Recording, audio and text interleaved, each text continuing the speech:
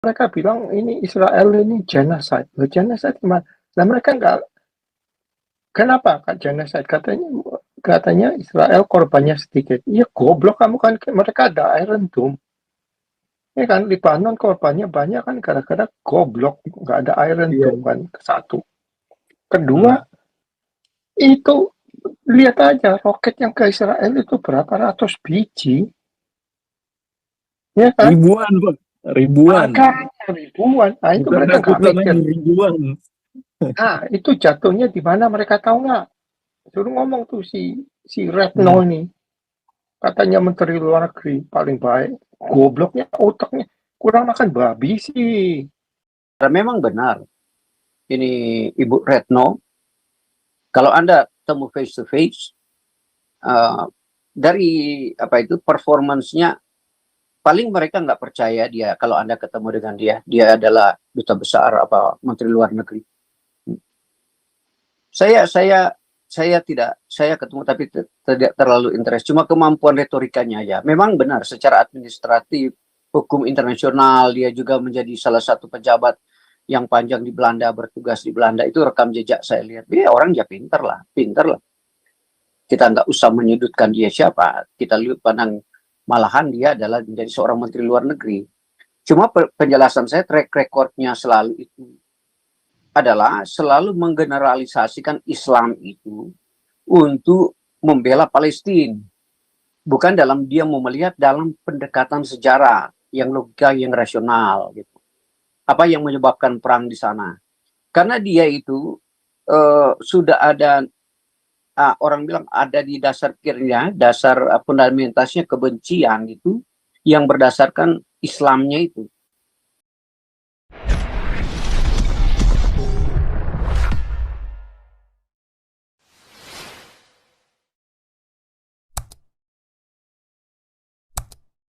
Ya, apa Andi ya?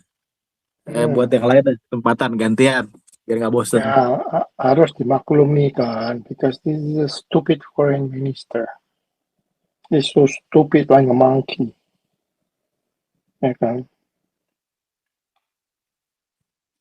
Stupidity due to Islamic teaching kan gitu.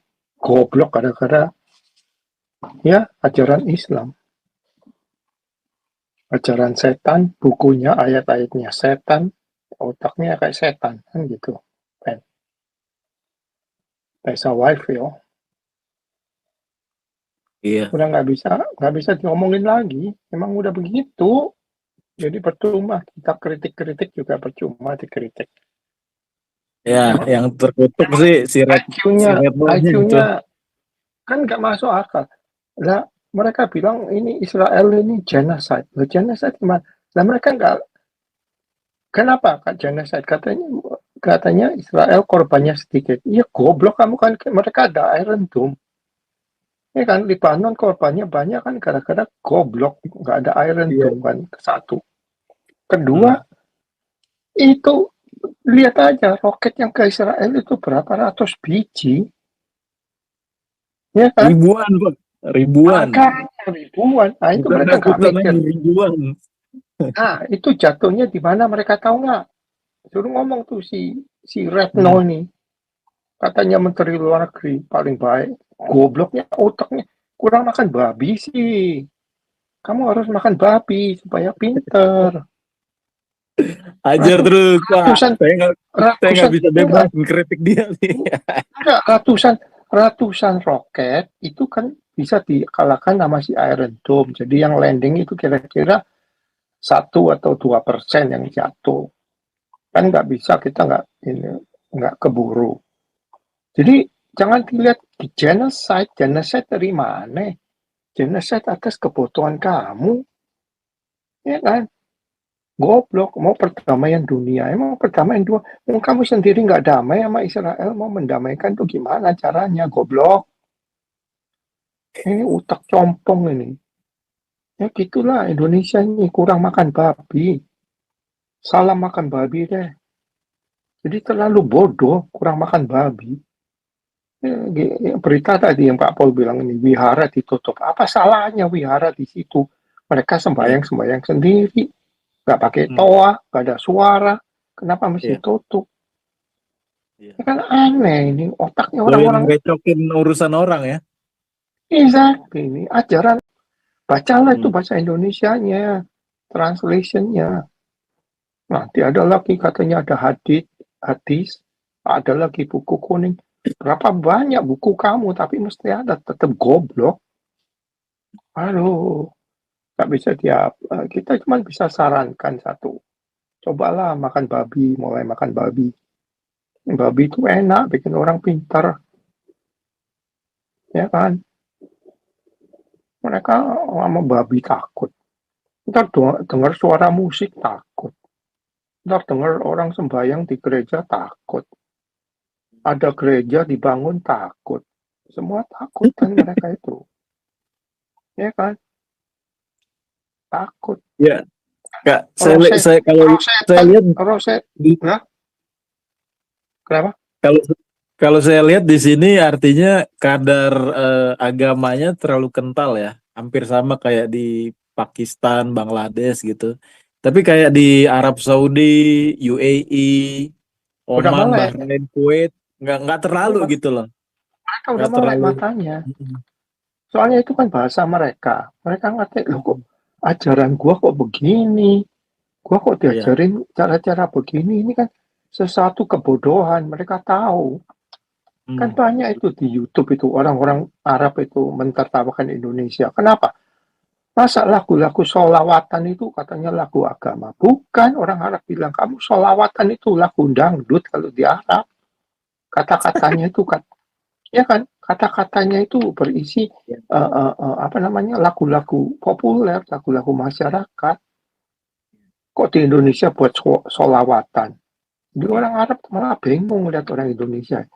Ya, enggak, soalnya mereka nggak ngerti bahasa Arab.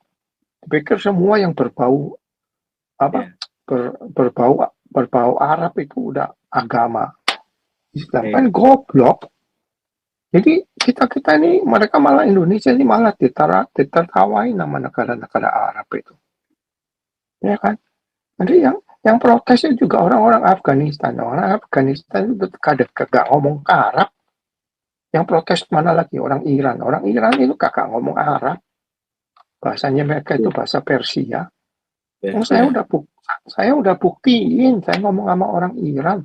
Kamu bisa bahasa Arab ya? Enggak. Bahasa saya ini bahasa Persia, bukan bahasa Arab. Jadi yang ngerti bahasa Arab ya yang negara Arab, Saudi Arabia, UAE. Itu Ya. bahasa Bisa Arab. mungkin mereka apa ya Pak, malu gitu ya. Waduh, kayak begini ya ternyata ya. Nah, itu saya lihat di YouTube itu. Ada orang sholawatan tuh di Jombang atau di mana itu. Waduh, sholawatan. Waduh, begitu sama orang Arab ini disamain dengan lagu-lagu yang sama. Itu di Arab dinyanyikan sama orang-orang berjoget di atas panggung. Itu memang is a folk song. Lagu-lagunya orang rakyat. Lagu rakyat. Di Indonesia buat sholawatan. Soalnya kagak ngerti. Artinya apa? Tanya kagak ngerti. Ya kan? Terus itu diajarin itu lagi di YouTube lagi rame itu si Raffi Ahmad. Wah, nangis-nangis cium-cium Ka'bah. Aduh ilah itu batu kamu ciumin. Udah gitu nanti suruh Hajar Aswad. Tahu kan? Ben Hajar Aswad itu. Compong. Ya gitu kok diikutin. Makanya negara ini nggak maju-maju isinya. Ya contoh soal ini lah. Menteri Luar Negeri. Berani pidato di PBB. Ya kan? Tapi, aduh, nggak ada kontennya itu isinya itu apa pidatonya nggak ada isinya, nggak malu lagi, nah gitu, repot. Jadi udah gitulah, cuman kita bisa ngomong apa, Ben? Ya salam makan babi lah, banyak-banyak makan babi supaya kamu otaknya a lot of protein, banyak protein supaya smart, become smart people, ya kan? Nah inilah satu lagi, Ben. Gua mau ganti nama nih, Ben. Gua mau ganti nama apa? Jadi Mama Fufu. Gimana, Ben? Nah, Mama itu Fufu, sebenarnya enggak, kayak Mama Fufu itu bahasa Cina, Ben. Artinya gimana tuh? nggak ada tujuan gitu loh, basa-basi, mama fufu, Mesti setoran dulu sama Nabi 26. mama fufu. Nah, gitu aja deh. Lanjut Pak Po. Lanjut, siapa nih? Ini Permesta nih belum jadi ini ya. Ya, Permesta udah lewat belum nih? Belum. Ini terima kasih ada Claudia nih, kasih saweran nih Claudia. Terima kasih Permu- Claudia. Permes. Lisanto, Suandicen, Suarda. Ya, Permesta lanjut, Permesta. Shalom. Ya, Ya, selamat Permesta. pagi. Ya, luar biasa diskusi kita hari ini, teman-teman. Ya, tadi bicara tentang United Nation. Saya tadi kira-kira 15 menit lalu mendengarkan pidato daripada Benjamin Netanyahu di United Nation. Ya. Afidafisnya diambil di Alkitab dulu, Moses, kemudian penjelasannya, sifatnya, bagaimana mau menciptakan perdamaian dunia. Dan selalu diskusinya dia tidak selalu mengangkat bicara dunia Islam. Bukan itu, tapi dia mengangkat bagaimana mau menciptakan perdamaian bagi seluruh umat gitu, bukan cuma masalah Israel. Dia mau menyampaikan pesan itu bagi seluruh bangsa itu. Itu saya akui. Pandangan umumnya dia adalah pandangan umum yang benar-benar mengena ke seluruh bangsa itu. Itu yang sangat luar biasa kalau kita, sehingga hampir semua hadir di assembly itu bertepuk tangan. Cuman saya selalu blame kenapa sih gaya Indonesia itu harus meninggalkan pertemuan itu. Ya, itu alasannya apa? Kemudian dari segi pandang saya masalah Indonesia ya masuk di dalam apa sih signifikannya? Tidak ada dampak Indonesia itu masuk di dalam anggota Dewan PBB seperti kata Pak Ben kemarin. Yang punya hak veto itu kalau menjadi hak veto baru saya angkat topi itu kalau Anda menjadi anggota Dewan. Tapi kalau Anda cuma sebagai anggota itu tidak ada keputusan secara signifikan. Kedua saya mau tanya sih, kalau Palestina itu juga masuk dalam keanggotaan PBB, apa sih sumbangsinya? Sebenarnya kalau masuk, jujur aja, kalau kita masuk ke dunia internasional pada United Nation, ya sebagai anggota, apakah Anda mendapatkan dana dari sana atau apa? Itu kalau menjadi anggota Dewan PBB itu karena ada keuntungan benefit dari keanggotaannya itu, dari segi dana yang akan didukung oleh United Nation.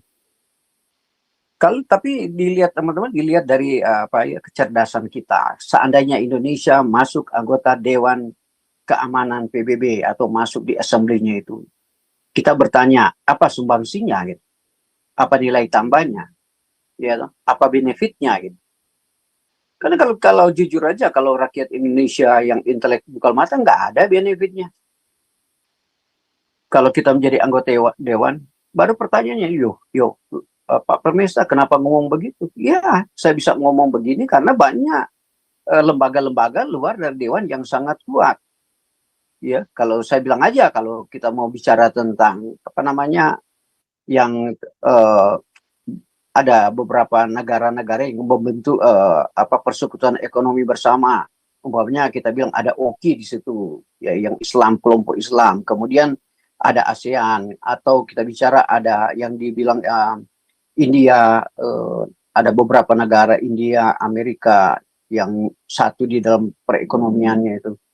Ya, saya mau sampaikan di sini sebenarnya Indonesia itu atau Palestina itu mau mengharapkan jadi anggota, tapi tidak ada pengaruh, saya bilang tidak ada dampak signifikan. Itu yang saya mau sampaikan pertama gitu.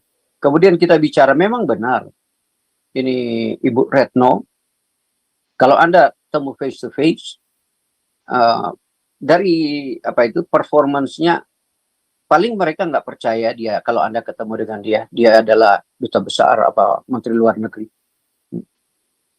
Saya ketemu tapi tidak terlalu interest, cuma kemampuan retorikanya ya. Memang benar secara administratif, hukum internasional, dia juga menjadi salah satu pejabat yang panjang di Belanda, bertugas di Belanda, itu rekam jejak saya lihat. Dia orang ya pinter lah. kita nggak usah menyudutkan dia siapa, kita lihat pandang malahan dia adalah menjadi seorang menteri luar negeri.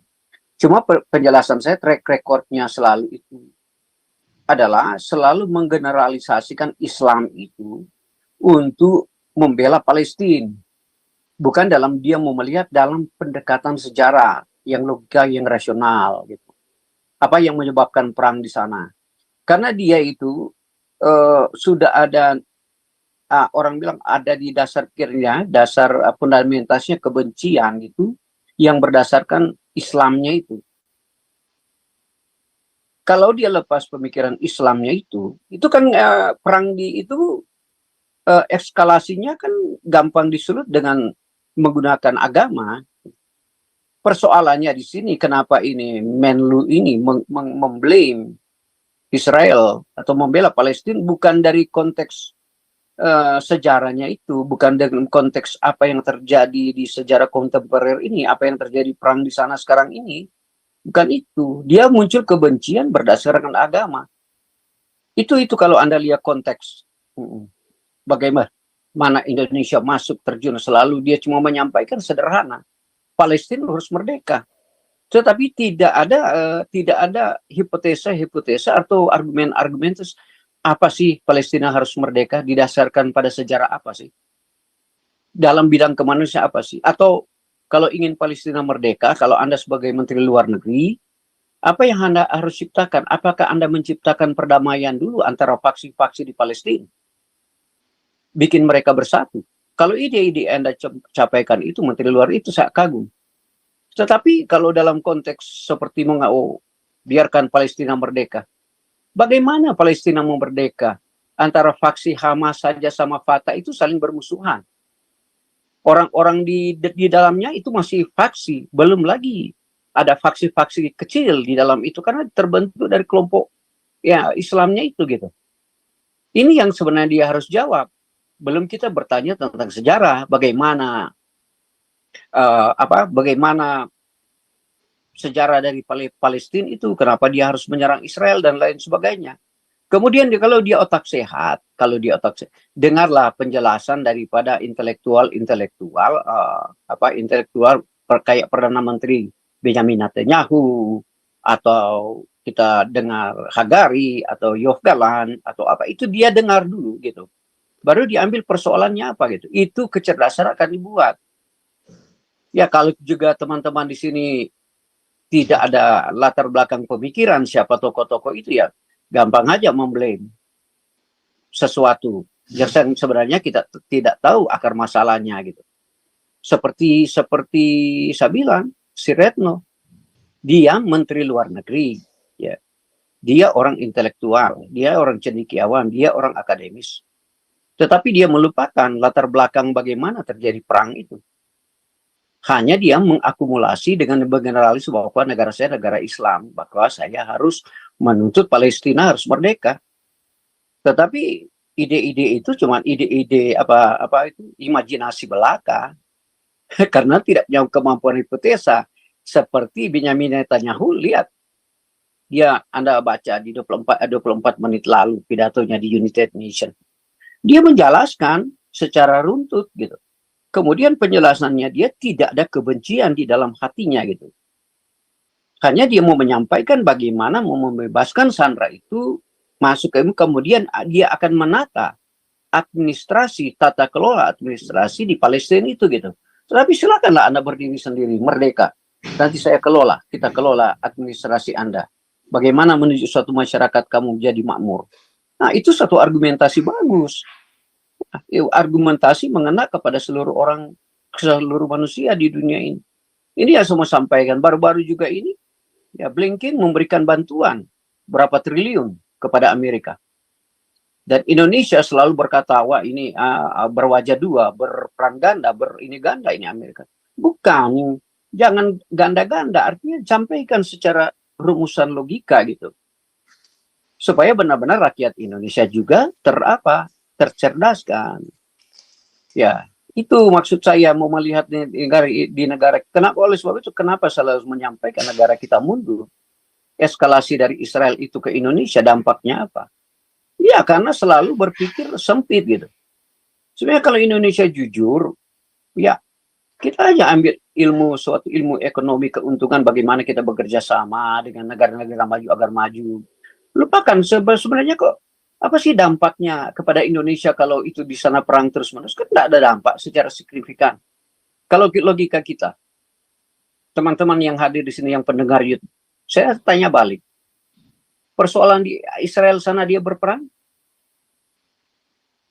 dia mencaplok apa menggunakan alat perang, apa sih dampak positif kepada Anda? Tidak ada. Dampak positifnya cuma satu, kalau Anda bekerja sama dengan negara-negara maju kayak Israel, ya, di bidang pertaniannya teknologi luar biasa, ya, di bidang peternakan luar biasa Anda track, ya, di bidang inovatif teknologi, di bidang apa aja AI, mereka sangat luar biasa, persenjataannya luar biasa. Atau Indonesia kerjasama ekonomi sama dia, di ekonomi aja. Persoalan you mau capok, saya nggak mengerti, saya nggak punya urusan tentang itu. Tapi bagaimana kita mau menciptakan bisnis yang baik untuk memajukan rakyat Indonesia, untuk bangsa Indonesia. Yang dikerdilkan negara kita karena elit-elit politik itu yang membawa selalu apa Islam itu ke negara kesatuan, sehingga Islam itu lebih banyak menyebabkan radikal. Kan dampaknya itu. Yang menyebabkan radikal di Indonesia kan bukan rakyat Indonesia yang Muslim itu, bukan. Yang menyebabkan itu yang pemerintah elit itu, yang mereka senang ada konflik, yang penutupan itu, yang orang beribadah Buddha Hindu itu. Anda kira itu permainan siapa? Orang Islam? Bukan, permainan elit itu.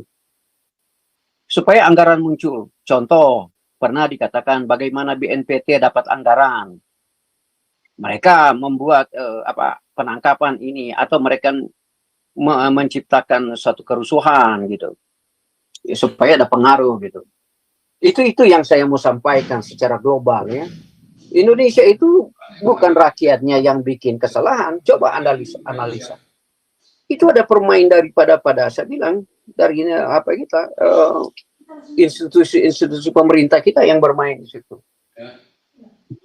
Baru saya bertanya, kenapa tidak secara tegas umpamanya negara menangkap tokoh-tokoh begitu? Kenapa dibiarkan setelah orang melakukan melarang penutupan beribadah satu kelompok atau kelompok lain? Kenapa pemerintah tidak tegas secara hukum menghukum orang?